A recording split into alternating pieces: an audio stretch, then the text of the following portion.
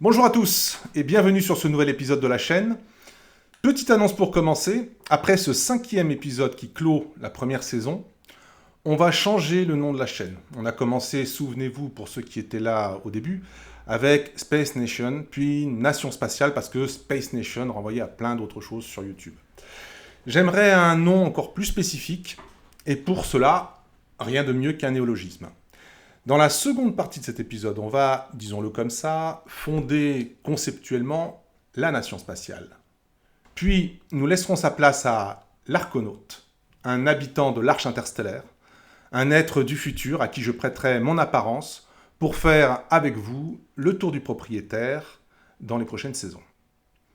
Alors, où en sommes-nous ? Dans les 4 épisodes précédents, nous avons vu que les trajets interstellaires nécessitaient des durées qui excédaient une vie humaine, probablement une longue succession de générations, qu'elles nécessitaient en plus de ça de formidables quantités d'énergie, très au-delà de ce que l'humanité actuelle pourrait fournir. On a vu également qu'il ne fallait pas compter aborder une planète habitable tête nue dans le système de destination, qu'on emmènerait une petite biosphère avec soi, et tout cela nous a permis de dessiner les contours d'une arche interstellaire de plusieurs kilomètres de diamètre, représentant des masses utiles se chiffrant en dizaines de milliards de tonnes. On se doute bien que tout ceci n'est ni pour aujourd'hui, ni pour demain. Nous n'irons pas. Ni vous, ni moi, ni nos enfants, ni même nos petits-enfants. Pour autant, on peut continuer de souhaiter qu'une humanité plus lointaine, peut-être celle du prochain millénaire, embarque dans cette grande aventure. On se plaît à imaginer notre humanité dans pas si longtemps, réaliser à l'échelle interstellaire ce que ces navigateurs austronésiens du 2e millénaire avant notre ère ont réalisé à l'échelle du Pacifique, vers la Nouvelle-Guinée, la Mélanésie et les milliers d'îles éparpillées dans l'immensité de l'hémisphère océanique de la Terre. Ou ce que d'autres ont réalisé au XVIe siècle avec les grandes découvertes tout autour du globe. Le parallèle entre l'immensité de l'espace et celle des océans semble aller de soi.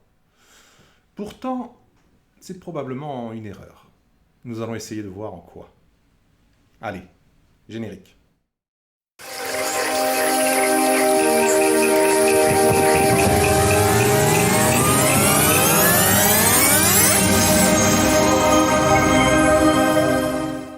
L'épitaphe que Konstantin Tsiolkovsky, dont j'ai parlé au premier épisode, a écrite pour lui-même, exprime la même idée que sa prophétie. L'homme ne restera pas toujours sur Terre, sa quête de la lumière et de l'espace l'amènera à franchir les limites de l'atmosphère, timidement d'abord, pour s'achever par la conquête de tout le système solaire. Sa prophétie concerne plutôt le système solaire que la galaxie, et pour cause, la notion de galaxie n'a pas encore décanté en ses débuts de XXe siècle. Il écrit en 1920. L'espace est déjà grand à l'époque, il se mesure en milliers d'années-lumière plutôt qu'en milliards, mais le système solaire est déjà situé dans son environnement stellaire, dans les bons ordres de grandeur. Sur cette chaîne, il est question d'élargir le propos de la prophétie aux étoiles. Et ce passage du système solaire au système voisin représente bien sûr un saut quantitatif considérable. Mais même en restant dans le cadre du système solaire, l'établissement de l'homme dans ce hors de Terre nécessite une discussion approfondie car nous allons voir que rien ne va de soi quand on quitte le berceau d'origine.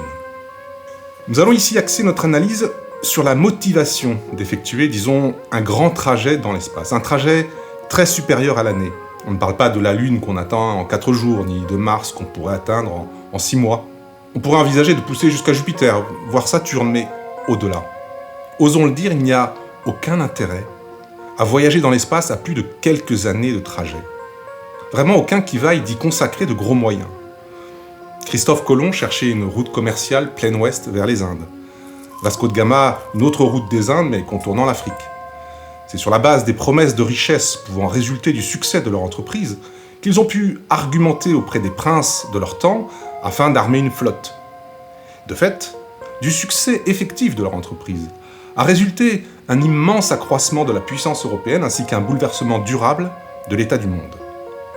Au même moment, de concert avec ces grandes découvertes, amplifiées par elles, l'amplifiant à leur tour, s'est ouvert une ère intellectuelle d'accumulation exponentielle des savoirs, dont la fine pointe progressivement durci au feu de la rigueur scientifique, fut le pur désir de connaître. L'impressionnant différentiel de pouvoir qui en a résulté a mené au monde actuel. Ce qui fait que l'équation découverte égale puissance s'est imposée durablement pour sa justesse. Mais il ne faut jamais oublier que c'est parce qu'à chaque instant, l'intérêt et la science se tenaient la main, ou se suivaient à courte distance, que les termes de l'échange ont pu amplifier la puissance du centre de conquête de façon exponentielle. Et tout ceci, pour reprendre le terme clé de la prophétie de Tsiolkovsky, n'a pu avoir lieu que dans l'étroit périmètre du berceau. Richesse, puissance, intérêt résultent d'échanges entre le centre et ses conquêtes. Dans l'étroit périmètre terrestre, ces échanges aboutissent à une exponentielle. Les échanges accroissent les richesses, qui accroissent encore les échanges. Au sein du système solaire, cette équation pourrait encore avoir un sens avec l'exploitation minière des astéroïdes. Mais même pour étancher une fin gargantuesque de métaux, l'intérêt que présentent ces masses immenses flottant dans les grands espaces est déjà extrêmement affaibli par la distance, par rapport à l'alternative qui serait d'exploiter l'écorce terrestre. Où trouver les termes de l'exponentiel pour nous pousser toujours plus loin? La science y trouvera toujours son comptant, mais l'intérêt, quel minerai fabuleux justifierait une expédition jusqu'aux confins de la ceinture de Kuiper? En se reportant à l'histoire universelle, on peut voir combien sont divers les bénéfices des conquêtes et dès lors à quelle multiplicité des motifs elles obéissent. La soumission des peuples promet un tribut qui se paye de toutes les manières imaginables, en terres fertiles, en accords militaires, en voies commerciales, en savants, en industrie, en or, en grains, en vaisseaux, en soldats, en esclaves. La nature ayant disposé ses richesses en divers lieux sur la planète, et de diverses manières, les lointaines contrées promettent des produits qu'on ne trouve pas sur place, qu'il s'agisse de richesses animales, de l'ivoire, des fourrures, des animaux vivants, de richesses végétales, encens, ébène, épices, plantes médicinales, ornementales ou de grandes cultures, ou de richesses minérales, pierres et métaux précieux. L'espace est infiniment plus pauvre et morne que la Terre. Pas de peuple créateur de richesses à soumettre à la peau, ni parfums, ni épices, ni flore, ni faune, rien que des richesses minérales sur des corps peu différenciés, dépourvus de cette activité hydrothermale qui forme maintes pierres précieuses et les concentre en filons dans la lithosphère terrestre. Par ailleurs, les quantités mobilisables sur un seul corps sont telles que, par exemple, les besoins terrestres en métaux seraient largement pourvus pour 1000 ans par l'exploitation d'un seul astéroïde métallique. Dans un référentiel terrestre, on voit mal ce qui motiverait une activité prolongée menant l'humanité à entreprendre des voyages de plus en plus lointains. Et que dire d'un commerce avec les étoiles? Les guildes de marchands qui peuplent les romans de science-fiction ne doivent pas faire illusion. L'univers est partout le même, et le mince différentiel existant entre systèmes distants, un minerai un peu plus abondant ici que là, ne pourra jamais justifier l'incroyable débauche d'énergie qu'il faudrait mobiliser pour son transport. Existerait-il une planète tout entière faite de diamants dans la proche banlieue solaire qu'il serait plus avantageux de produire ce diamant dans notre système avec l'énergie que nécessiterait son transport depuis là-bas? Et la diversité minérale étant faite de combinaisons d'atomes en nombre fini, et finalement aucune matière ne justifierait un tel transport. Notre système solaire contient tout ce qui est convenable. Krypton et son original kryptonite, fabricant des supermen, n'existent pas. Pas plus que les richesses naturelles, celles nées de l'industrie humaine ne justifieraient un tel commerce. Quelle sorte de mécanisme serait-il plus intéressant de transporter sur de telles distances plutôt que d'en échanger les plans par communication radio, plus largement par échange d'informations, plutôt que d'objets pondéreux? Pas plus que l'industrie ne s'échange les hommes. La durée d'une vie humaine n'autorise au maximum qu'un seul trajet, nécessitant des quantités extraordinaires d'énergie. Les métropoles ont pu trouver avantageux d'envoyer des colons, de déporter des esclaves. Des immigrants pauvres se sont embarqués en masse vers des contrées lointaines et continuent de le faire, ainsi que d'autres plus riches et par loisir.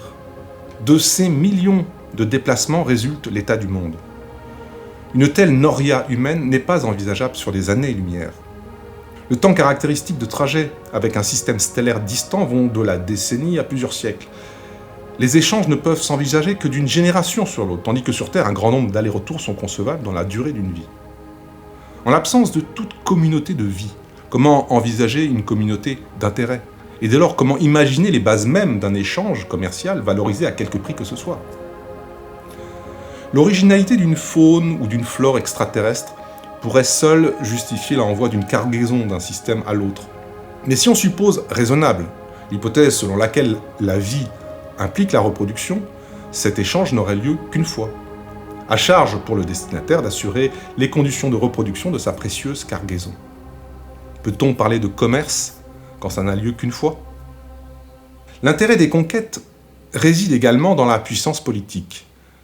Conquérir, c'est à la fois enlever au peuple voisin la possibilité de porter ses armes vers son propre territoire et adjoindre sa force à la sienne propre contre un adversaire plus extérieur encore. Dès l'aube de l'histoire, la Terre est formée d'une mosaïque de peuples en connexion dans un contexte de richesse croissant. Il n'est donc pas étonnant de voir crépiter les conflits et les alliances au sein de ce foisonnement pour former des territoires plus grands et plus unis. Sur Terre, chaque parcelle de terrain représente une petite valeur, même un arpent de désert. On peut y habiter, on peut s'y réfugier, on peut le cultiver. Même sans cela, toute parcelle a sa place dans la géographie complexe des routes terrestres et maritimes qui rendent telle ou telle place stratégique en commandant une voie de communication. Aucun de ces calculs n'a sa place quand on envisage des systèmes stellaires. Il n'y a pas de voisins car il n'y a pas d'échange. L'immensité de l'espace fait que chaque mètre cube est sans aucune valeur intrinsèque et que toutes les routes sont libres. Au sein même de notre oasis, le système solaire, dans l'espace contenu par l'orbite de Neptune, que nous prendrons comme borne extérieure. Si toute la matière composant les planètes, leurs satellites et les petits corps était rassemblée dans une galette de même épaisseur et densité que le globe terrestre, elle n'occuperait qu'un milliardième de la surface. À l'échelle de la Terre, c'est comme si toutes les terres émergées se résumaient en un îlot de 360 mètres de diamètre au sein d'un océan de superficie terrestre. Et la galaxie est bien plus vide que cela, d'un facteur 100 millions à 1 milliard. Notre îlot a maintenant la taille d'un timbre-poste à l'échelle de l'océan terrestre. C'est en gros ce que représentent les milliards de planètes tournant autour de milliards d'étoiles au sein de l'espace galactique. Et ce qui est susceptible d'intéresser l'espèce humaine est bien moins vaste qu'une des dents de ce timbre, car l'essentiel des masses planétaires est composé de géantes gazeuses parfaitement impraticables. Oublions Trantor. La notion d'empire ou d'alliance galactique est dépourvue de sens. Il n'y a pas de géopolitique dans l'espace. Sur aucun plan, on ne peut envisager un régime serré d'échanges d'hommes, de biens et de services. On ne retrouve donc, dans la conquête spatiale, aucun des termes qui ont permis le développement des grandes découvertes de la Renaissance ou des empires à toutes les époques. Reste, tout de même, comme l'espoir au fond du vase de Pandore, le désir de découvrir, avivé par les découvertes récentes qui s'amplifient d'année en année et qui nous ouvrira sans doute un jour l'image résolue de plusieurs de ces mondes lointains. L'image attire le désir et devrait pousser puissamment l'humanité à rejoindre ces lointains, mais même sur ce point pourtant, le contexte spatial met à défaut nos intuitions naïves. La valeur intrinsèque de l'action humaine dans un processus d'exploration est à mettre en lien avec la complexité de l'environnement exploré. S'il s'agit par exemple d'un relevé de faune ou de flore, ou d'étudier un terrain géologiquement complexe, l'œil du zoologiste, du botaniste ou du géologue est irremplaçable.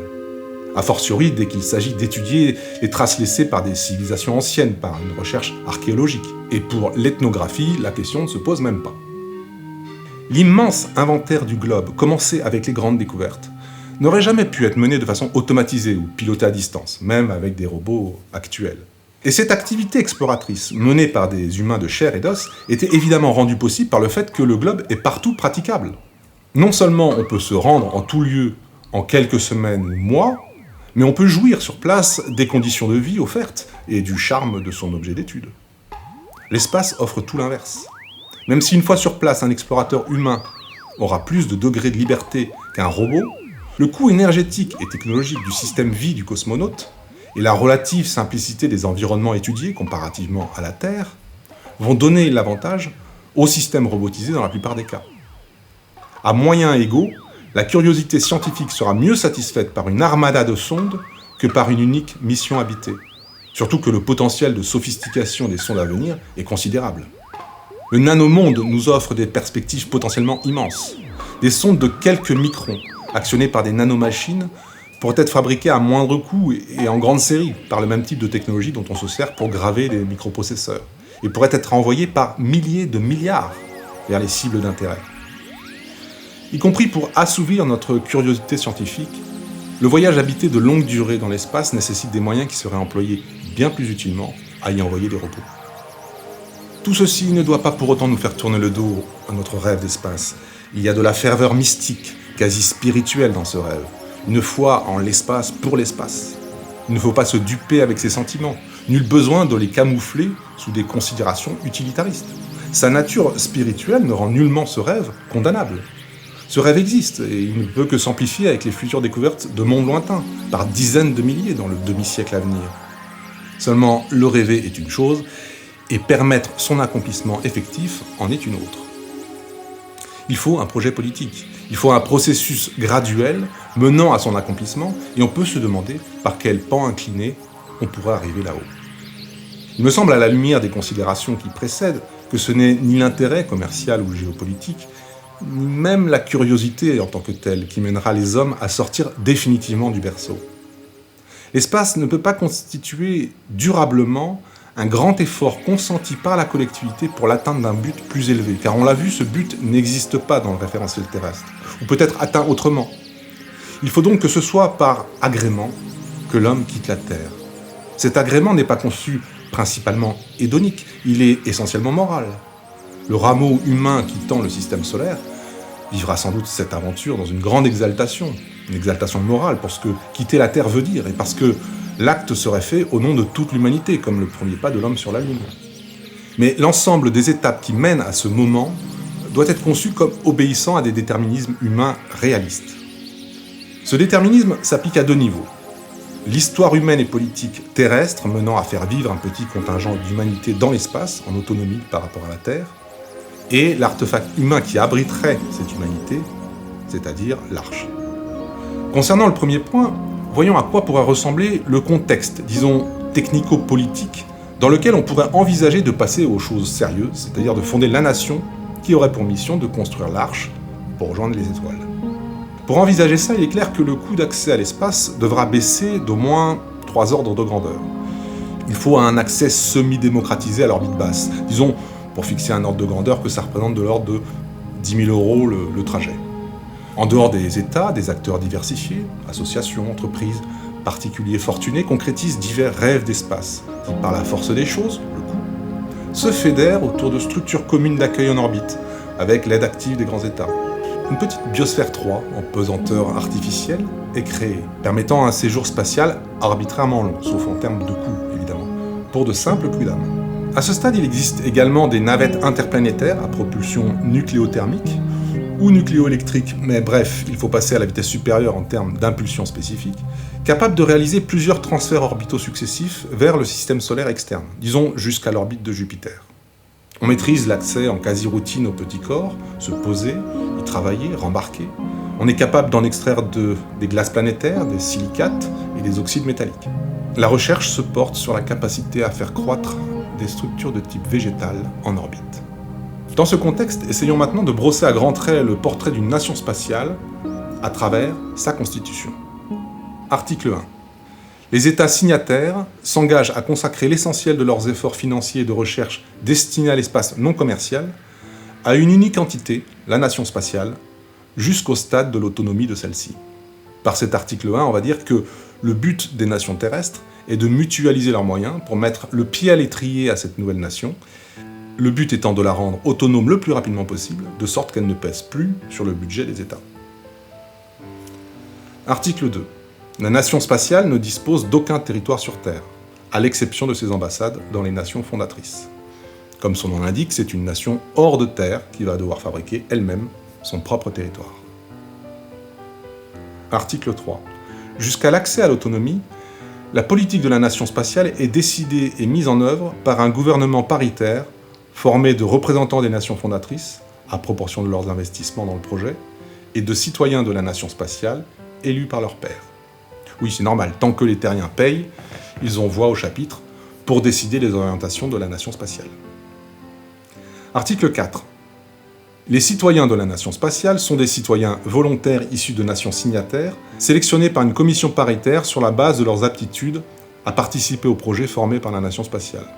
Pour devenir citoyen, il faut donc 2 conditions, être volontaire et être sélectionné pour ses compétences. Et les compétences appelées pour construire la nation et son arche vont varier au fur et à mesure de l'avancement du projet. Article 5. Les citoyens de la nation spatiale conservent, ainsi que leurs descendants, leur nationalité d'origine jusqu'à l'autonomie de la nation spatiale. Donc on peut tout à fait faire partie de la nation spatiale et ne pas vouloir quitter la Terre, même une fois l'arche parée pour le grand départ. Et de toute façon, comme la construction de cette arche s'étage sur plusieurs siècles, beaucoup de citoyens de cette petite nation ne partiront jamais, tout simplement. On peut également envisager apporter son concours pendant quelques années pour se consacrer par la suite à autre chose et quitter la nation spatiale. Article 6. La nation spatiale subventionne entièrement leur accès à l'espace, donc l'accès à l'espace des citoyens. Ils s'engagent pour le temps de leur séjour spatial à se consacrer entièrement aux missions qui leur seront assignées par le gouvernement de la nation spatiale. Bon, en fait, ça revient un peu à élargir énormément le corps des astronautes, mais avec une question qui reste en suspens sur, disons, le salaire. J'espère ne choquer personne, mais on peut se demander dans quelle mesure on n'aurait pas un genre de société communiste. Un citoyen américain qui va dans l'ISS, par exemple, exerce un métier qui l'amène à vivre dans l'espace quelques mois au mieux, dans toute son existence. Autrement, il vit aux États-Unis. Vivre aux États-Unis implique toutes sortes de dépenses spécifiques, acheter un logement, acheter une voiture, faire ses courses, payer les études des enfants, etc. Ici, on devient citoyen d'une autre nation, dans laquelle les conditions de vie sont autres. Pas forcément une société sans échange monétaire, pas forcément communiste, surtout dans le sens marxiste du terme, mais disons qu'on peut être assuré que le cadre de vie change, et avec lui, les termes de l'échange. Alors je ne vais pas plus loin, tout simplement parce que cet aspect n'a pas à être déterminé à ce stade. Le cadre général de vie dans l'espace, dans les petites biosphères au départ, puis progressivement au sein de l'arche en croissance, fera partie des décisions souveraines de la nation spatiale. Ils vivront comme ils l'entendent. Pas forcément comme sur Terre. C'est tout ce que je veux évoquer ici. Article 7. La nation spatiale se donne comme objectif prioritaire de réaliser un habitat autonome vis-à-vis de la Terre au plan démographique, politique à terme, énergétique, économique et plus généralement libre de toute attache avec la Terre. Donc une nation classiquement se définit comme la réunion d'un territoire, d'un peuple et d'un État, et l'originalité de la nation spatiale, c'est, comme on l'a vu, qu'on a un peuple initialement sans territoire et qui ne deviendra véritablement nation qu'en fabriquant lui-même son territoire. Hardi les gars. Article 8. Jusqu'à l'accès à l'autonomie, la nation spatiale dispose d'un avis prépondérant concernant l'ensemble des corps du système solaire, excepté la Terre. Alors c'est un point discutable, j'avais écrit cet article pour dire qu'il n'y avait qu'une seule nation spatiale, à laquelle la Terre délèguerait le reste de l'univers. Ça implique en retour, et il faudra le préciser dans l'article, donc qu'en retour, la nation spatiale nourrit une fidélité et une loyauté indéfectibles pour la planète d'origine. Un peu sur l'ère des lois robotiques d'Asimov, du genre la nation spatiale ne peut pas porter atteinte à l'humanité, ni par son inaction permettre que l'humanité soit exposée au danger. Je pense que ça vous dit quelque chose. Imaginons par exemple qu'un petit corps, comète ou un astéroïde, menace de percuter la Terre. La nation spatiale serait l'entité toute désignée pour tenter d'écarter la menace, et on peut envisager d'en faire un devoir constitutionnel. Article 9. Jusqu'à l'accès à l'autonomie, et sans préjuger de la suite, la nation spatiale peut former des projets d'intérêt économique dans le cadre des échanges terrestres, lui permettant de se financer et alléger par là même le volume des subventions des États fondateurs. Là, j'avais en tête l'exploitation des astéroïdes, avec l'idée que cette nation, désormais spécialisée dans la chose spatiale, et notamment le travail avec des petits corps, pourrait rendre d'éminents services à la Terre, en retour de l'aide reçue. Article 10. Et ça sera le dernier article. La déclaration d'autonomie de la nation spatiale est du ressort du gouvernement paritaire et doit être unanime en son sein. Donc l'indépendance viendrait avec l'autonomie, disons, technico-économique. Probablement que ça viendrait des siècles avant l'achèvement de l'arche. On verra que la construction de l'arche comporte deux phases. Une première qui concerne ce qu'on désignera comme le moyeu, et une seconde phase pour ce que l'on nommera le cylindre. Le moyeu de l'arche rassemble l'ensemble des moyens de production énergétique, industrielle et même alimentaire de l'arche. Et il est capable d'abriter tout le monde dans de petites cabines. Pour le coup, il ressemble un peu au grand paquebot que j'évoquais dans de précédents épisodes. En tout cas, une fois cette partie achevée, la nation est autonome de la Terre. On vient de parler du processus politique et historique par lequel on pourrait édifier le projet. Examinons maintenant, plus brièvement, les conditions qui rendraient le trajet réaliste. C'est un point qui a déjà assez largement été évoqué dans l'épisode précédent, donc je vais me contenter de ramasser l'argument. Pour paraphraser Galilée à propos du mouvement, il faut que vivre dans l'espace soit comme rien, comme si on n'avait pas quitté la Terre. Bien entendu, il s'agit d'un principe directeur, car on ne peut pas totalement reproduire la Terre, mais si, comme on l'a exposé, on ne va pas dans l'espace pour un but donné, faire du commerce, conquérir des terres lointaines, c'est-à-dire dans un but pensé par rapport à un référentiel central, qui serait la civilisation terrestre, alors il faut que l'arche soit à elle toute seule le référentiel, et que tout ce qui permet d'accomplir une vie humaine soit réalisable dans l'arche. Pour vivre, l'homme a besoin d'un milieu naturel et d'une communauté humaine. Ce n'est qu'à ces deux conditions que l'homme pourrait réellement quitter la Terre et faire route vers les étoiles sans angoisse, ni regret, sans nécessité même, par pur agrément moral. Et pour finir, on peut essayer d'approfondir ce en quoi consisterait cet agrément. Je vois deux aspects. Le premier nous est donné par George Mallory, le conquérant de l'Everest. Au journaliste qui lui demandait sans relâche pourquoi il voulait escalader le mont Everest, il a répondu les 4 mots les plus célèbres de l'alpinisme, parce qu'il est là. Because it's there. Nous sommes sur Terre, l'univers existe, si on peut y aller, allons-y, parce que ça existe. Le second aspect de cette motivation serait de donner une consistance nouvelle et pourquoi pas décisive à notre désir d'immortalité. Dès lors qu'on se rend capable de produire un habitat autonome et de le propulser d'une étoile à l'autre, l'humanité lance une forme de bombe réplicative qui ne peut plus s'interrompre. Propager des arches dans la galaxie, c'est faire de la vie terrestre, dans son immense diversité, et de l'humanité en son sein, un phénomène cosmique qui ne peut plus connaître que des extinctions locales. L'arche serait un peu comme la première cellule vivante dans l'océan archéen. Voilà, c'est tout pour aujourd'hui. J'espère que vous avez apprécié le voyage. Si c'est le cas, comme d'habitude, pensez à liker, commenter, partager. Ah oui, quand même, une dernière précision. Je fais rimer en conclusion arche avec archéen, pas sûr que ça parle à tout le monde. L'archéen, du grec arché, qui désigne l'origine, le commencement de toutes les choses, mais aussi ce qui prend la tête des troupes et qui commande, c'est cette immense ère géologique de la Terre que l'on peut faire coïncider avec l'apparition certaine de la vie sur Terre à une période encore imprécise, entre 3,8 et 4,2 milliards d'années, et qui s'achèvera 2 milliards d'années plus tard à peu près, donc entre 2,5 et 2,8, avec l'oxygénation de l'atmosphère. Alors, le phénomène vivant parviendra-t-il à se répandre dans l'océan galactique comme il a su le faire dans l'océan terrestre ? Nous le saurons, nous en tant qu'espèce, dans de prochains épisodes. Et une chose semble certaine, c'est que ça ne pourra se faire qu'à l'initiative d'espèces comme la nôtre. D'ici là, matelots de l'espace, il faudra garder le pied marin pour la longue traversée qui nous sépare du grand départ. Paré pour la manœuvre, ciao!